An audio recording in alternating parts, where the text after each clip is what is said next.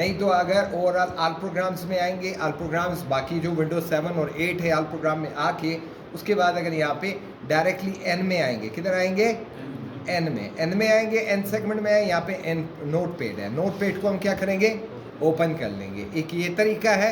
और दूसरा विंडोज़ का बटन प्रेस करके आर दबाना है और इसमें नोट पैड लिखना है। क्या लिखना है, NOTE note PAD pad.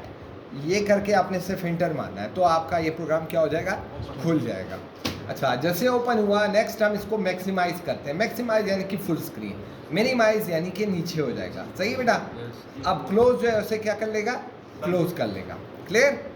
File menu में आते हैं। फाइल मेन्यू में न्यू टैब यानी कि ये इसको कहते हैं टैब। यहाँ से भी टैब खुल सकता है, यहाँ से भी ये टैब खुल सकता है। ये विंडोज़ 11 में सिर्फ ये ऑप्शन है, बाकी विंडोज़ में ये अवेलेबल नहीं है। नेक्स्ट हम आते हैं न्यू विंडो। इसी विंडो को क्या कर लेगा कि नई विंडो, यहाँ पे क्या कर रहे हैं, सपोज हमने यहाँ पे कुछ लिखा हुआ है, अगर हमने इसको न्यू करना है तो ये विंडोज़ मान ली नया विंडो खोल लेगा। बेशक अगर आप दूसरे उस विंडोज़ में जाओगे तो आपके लिए इसको आपसे पूछेगा कि आपने सेव करना है कि नहीं करना पुराने वाले को, तो ऑप्शन भी आएगा। लेकिन इसमें ऑप्शन ये दे रहा है कि आपने न्यू यानी कि नए विंडो में चले जाएंगे तो विंडो भी नया हो गया। यहाँ पे टैब नया हो रहा है और यहाँ पे क्या हो रहा है, विंडो नहीं हो रही है। क्लियर। नेक्स्ट यहाँ पे आता है, आज जो हमारा एक्सरसाइज है वो है राइटिंग का। क्या, टाइपिंग। अब टाइपिंग में क्या है कि सबसे पहले आपने लिखना है, आपके फिंगर्स पोजीशन ऐसे होनी चाहिए कि जैसे ASDF लेफ्ट राइट, सही है बेटा, लेफ्ट पे होना हो, और JKL सेमीकोलन, ये आपका राइट पे हो। क्लियर। अब इंटर करते हैं। आपने लिखना कैसे है, यहाँ पे फिंगर्स वगैरह पोजीशन को आप देखते रहें। आपने करना क्या है कि सबसे पहले आपकी उंगलियां और हाथ कंफर्टेबल होना चाहिए लिखने के लिए। कंफर्टेबल है तो क्या करेंगे, हम लिखेंगे ARQUICK quick, BROWM brown, FOX fox, JUMPS jumps, over the lazy dog. सही है बेटा। ये हमने रिपीटेडली यही एक्सरसाइज करना है। ध्यान ये रहे कि आपकी उंगलियां जब आप टाइप कर रहे हो, आपकी उंगलियां ऐसे उठनी नहीं चाहिए, क्विक उठनी नहीं चाहिए, ऐसे नहीं होनी चाहिए। हर एक उंगली अपने पोजीशन पे हो। Quick, BROM brown, fox jumps, over the lazy dog. सही बेटा, बात समझ में आ रही। तो उंगली आपकी उठनी नहीं चाहिए।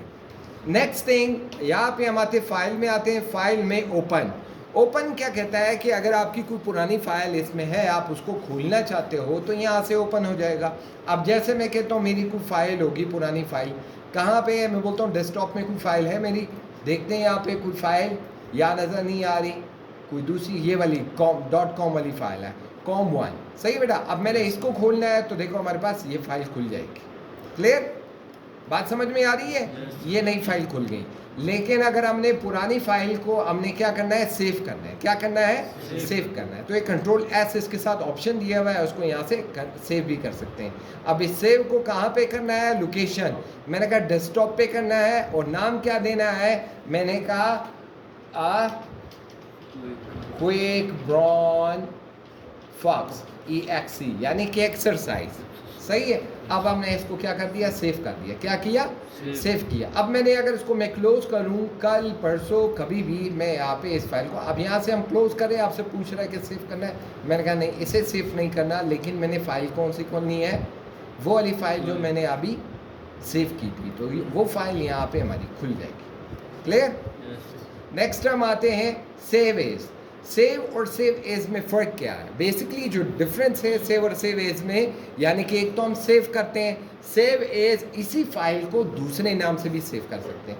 सपोज अगर मैंने कहा कि भाई यार मैंने ये फाइल यहाँ पे मैंने लिख दिया, नेक्स्ट मैंने यहाँ पे कुछ भी अल्फाज अदाद शुमार कुछ भी लिखे, अब अगर मैं सेव पे क्लिक करता हूँ तो क्या होगा, ये फाइल उसी में सेव हो गई। जो पुरानी हमारी फाइल थी क्विक ब्रॉन फॉक्स में, ये वहीं पे सेव हो गई। किधर सेव हो गई, क्विक ब्रॉन फॉक्स में। क्लियर। और अगर इन केस मैं चाहता हूं कि ये वाली फाइल है, मैंने इसी फाइल को एक दूसरे नाम से सेव करना है और वो भी लोकेशन कोई दूसरी हो, मिसाल के तौर मैं चाहता हूं कि ये फाइल मेरी डॉक्यूमेंट्स में सेव हो जाए, और नाम इसका यही हो, लेकिन मैं बोलूँ कि भाई यार नहीं क्विक ब्राउन फॉक्स नहीं होना चाहिए, मैंने कहा एक्सरसाइज 1, सही। तो मैंने इसको क्या किया, मैंने किया इसे सेव, तो ये सेव हो गया। अब अगली बार अगर मैं कोई भी फाइल खोलूँगा तो मैं इसको कहूँगा कि मैंने फ़ाइल खोलनी है कहाँ पे, exe1। अगर मैं ये खोलूँगा तो भी यही खुल जाएगा। नेक्स्ट अपार्ट फ्रॉम दिस, अगर इसके अलावा मैंने वो दूसरी फाइल मैंने खोलनी है जो डेस्कटॉप में पड़ी है, तो वो भी यहाँ से खुल जाएगी। तो दोनों में कोई डिफरेंस नहीं है। क्लियर, बात समझ में आई? तो ये और दूसरा फाइल, ये दोनों में कोई इतना फ़र्क नहीं है। तो दोनों फाइल आपकी एक ही नाम से सेव हो गई। नेक्स्ट हम आते हैं सेव ऑल। सेव ऑल क्या होता है कि अगर आपने ये एक पेज आपने मुख्तलिफ टैब्स आपने खोली है, एक टैब में आपने 1 2 3 कोई अंदाज़ो शुमार कुछ लिखा हुआ है, नेक्स्ट टैब में आपने कुछ और लिखा हुआ है, ABCD जो भी लिखा है, सही है। और आपके साथ अभी कितने टैब्स हैं, 3 टैब्स हैं। मैं बोलता हूँ हर एक फ़ाइल को अलग अलग नाम से सेव कर लो, तो ये बोलेगा कि भाई यार ये पहले को मैंने कहा 1 सेव कर दो, क्लियर, तो सेव हो जाएगा।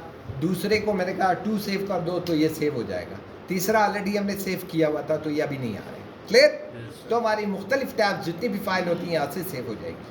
आज के लिए इतना काफ़ी। Well stop.